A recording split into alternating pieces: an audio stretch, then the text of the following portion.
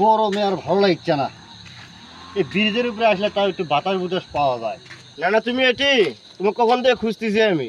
আরে গরম লাগছে ওই জন্য ব্রিজের উপরে এসে বসলাম। তুমি একলা একলাই বাতাস খাচ্ছ, গরম তো আমাকে লাগছে। আমার ডাক দিলে কি হলো না, আমি বসলে ফেনি না। বস। মামা এই জায়গায় বসে আছেন? হ্যাঁ বসো। না না, কয়দিন হলো ঘুম পাড়েও শান্তি পাচ্ছি না, খায়ও শান্তি পাচ্ছি না। কেরে নাতি কি হয়েছে? তোর কি শরীর খারাপ নাকি? মুখের রুচি নাই? আরে না না, মুখের ওষুধ টুষুধ সবই ঠিক আছে, জানেন 5 দিন হলো যে কারেন্ট নেই। ও তাই?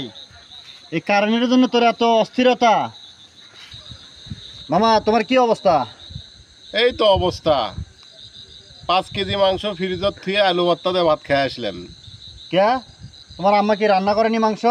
আর রান্নাটা করবি বান কেমনে?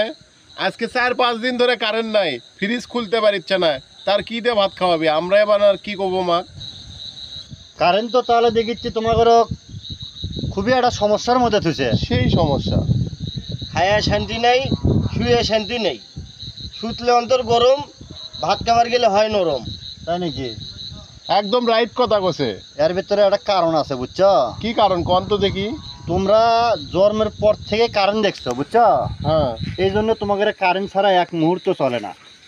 কে এই 5 দিন আমি কি ঘুম পাড়িচ্ছি না, খাওয়া দাওয়া করতেছি না? হ্যাঁ। কারণ আমাদের এটা অভ্যাস আছে। আমরা জন্মের পর থেকে নিমপুর আলোত ভাত খাইছি। 5 দিন কারেন্ট নাই, তাতে আমার কোনো সমস্যা নাই, আমার দিনকাল দিব্যি চলতেছে।